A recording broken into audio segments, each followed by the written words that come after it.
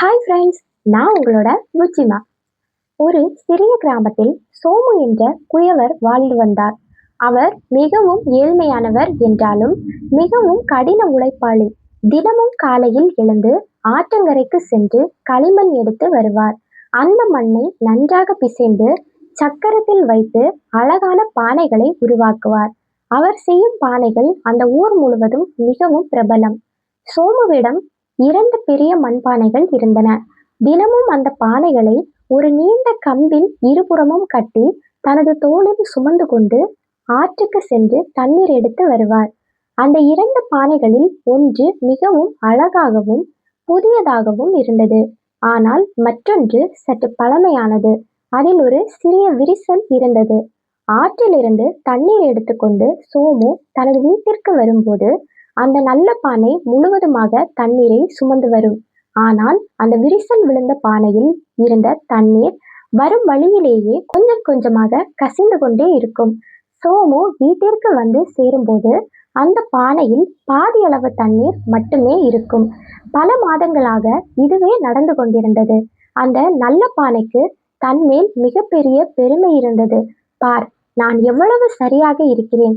உரிமையாளர் எடுக்கும் தண்ணீரை ஒரு சொட்டு கூட வீணாக்காமல் கொண்டு வருகிறேன் என்று தன்னைத்தானே மெச்சிக்கொண்டது.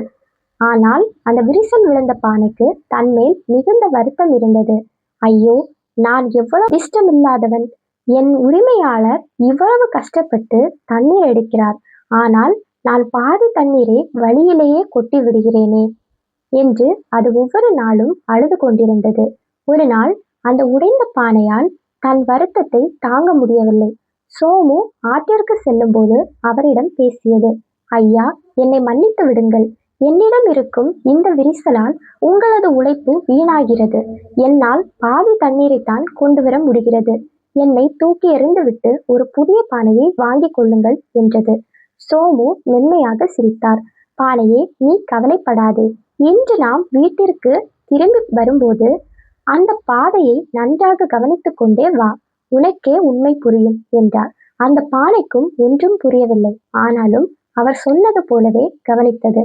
ஆற்றில் தண்ணீரை எடுத்துக்கொண்டு அவர்கள் திரும்பி வரும்போது அந்த பானையின் ஒரு புறத்தில் அழகான வண்ண மலர்களும் பச்சை பசேலென்ற செடிகளும் வளர்ந்திருந்தன.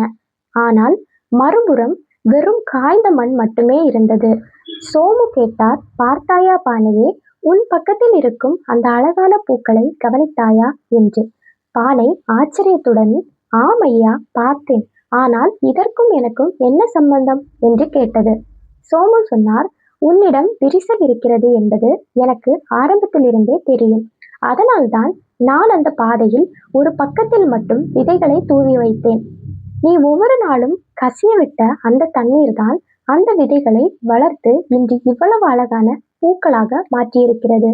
இந்த 2 வருடங்களாக நீ சிந்திய அந்த தண்ணீரால் வளர்ந்த பூக்களைத்தான் நான் பறித்து இறைவனுக்கு சூட்டுகிறேன்.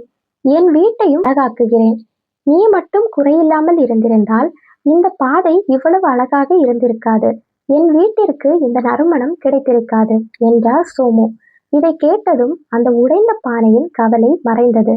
தன் குறையே ஒரு பெரிய நன்மையாக மாறியதே எண்ணி பெரும் மகிழ்ச்சி அடைந்தது. தனக்கு தெரிந்தே சோமு அந்த தண்ணீரை பயன்படுத்தினார் என்பதை உணர்ந்தபோது அதற்கு தன்மேல் ஒரு மரியாதை வந்தது. அந்த நல்ல பானையும் இதை கேட்டு தனது கர்வத்தை இழந்தது. நான் தண்ணீரை மட்டும் சுமந்து வந்தேன், ஆனால் இந்த பானை ஒரு சோலையையே உருவாக்கியிருக்கிறது என்று நினைத்து கொண்டது.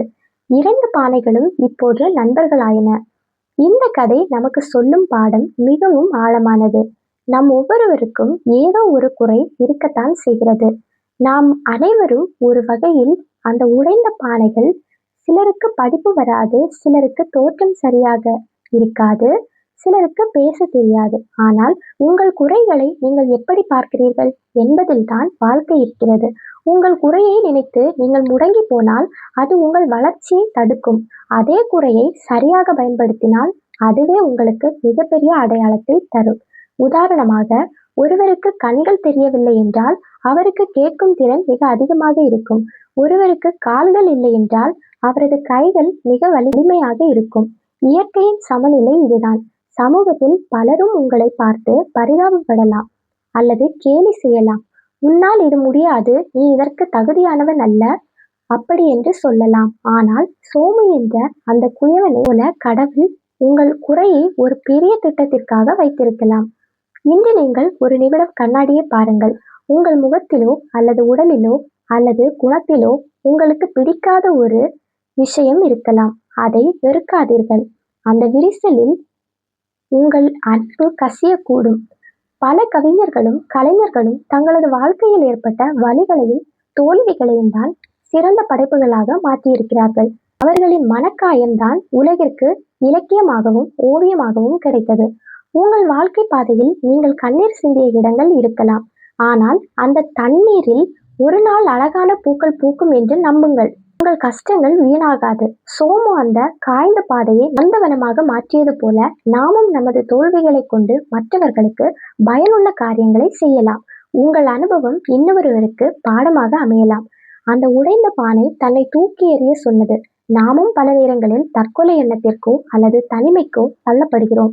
நான் எதற்கு லாயக்கில்லை என்று நினைக்கிறோம். ஆனால் உங்கள் மதிப்பு உங்களுக்கு தெரியாமல் இருக்கலாம். உங்களை சுமப்பவருக்கு தெரியும். வாழ்க்கை என்பது முழுமையான பானைகளின் அணிவகுப்பு அல்ல. அது உடைந்த பானைகளின் உன்னதமான பயணம். குறைகளை ஏற்றுக்கொள்பவனே உண்மையான அறிவாளி. அந்த பாதையில் பூத்த பூக்கள் அந்த ஊர் மக்களுக்கெல்லாம் ஒரு புத்துணர்வை தந்தது. அந்த பக்கமாக நடப்பவர்கள் அனைவரும் அந்த பூக்களை ரசித்தனர்.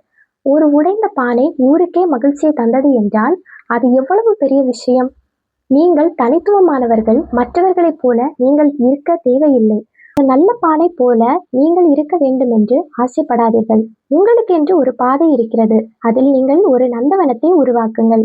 பல நேரங்களில் நாம் மற்றவர்களுடன் நம்மை ஒப்பிட்டுக் கொள்கிறோம். அவன் நன்றாக பேசுகிறான், என்னால் முடியவில்லையே என்று வருந்துகிறோம். ஆனால் உங்கள் மௌனம் இன்னொருவருக்கு அமைதியை கொடுக்கலாம். சோமு தனது முதுமையில் கூட அந்த பானைகளை மாற்றவில்லை. அவருக்கு அந்த உடைந்த பானையின் மேல் அதிக அன்பு இருந்தது. ஏனெனில் அது இயற்கையோடு இணைந்திருந்தது. இக்கதையை உங்களுக்கு வாழ்க்கையோடு இணைத்து பாருங்கள். நீங்கள் இழந்தவை எவை? உங்களுக்கு கிடைக்காதது எவை? அவை அனைத்தையும் அந்த பானையில் சிந்திய தண்ணீராக கருதுங்கள். அதன் பலன் ஒரு நாள் பூக்களாக மாறும். நீங்கள் குறையுள்ள பானையாக இருந்தாலும் பரவாயில்லை. நீங்கள் அன்பை சுமந்து வருபவராக இருந்தால் உங்கள் வாழ்க்கை அர்த்தமுள்ளதாக இருக்கும், மற்றவர்களுக்கு பயனுள்ளதாக இருக்கும். எனவே நண்பர்களே, உங்கள் குறைகளை கண்டுபிடியுங்கள், உங்கள் விரிசல்களை சரி செய்யுங்கள். இந்த ஸ்டோரி உங்க எல்லாருக்கும் கண்டிப்பா பிடிச்சிருக்கும்னு நான் நம்புறேன். கண்டிப்பா பிடிச்சிருந்துச்சு அப்படின்னா உங்களோட ஃப்ரெண்ட்ஸ், ரிலேட்டிவ்ஸ், ஃபேமிலிஸ் எல்லாருக்குமே ஷேர் பண்ணி விடுங்க. அப்புறமா சேனலை சப்ஸ்கிரைப் பண்ணி வச்சுக்கோங்க.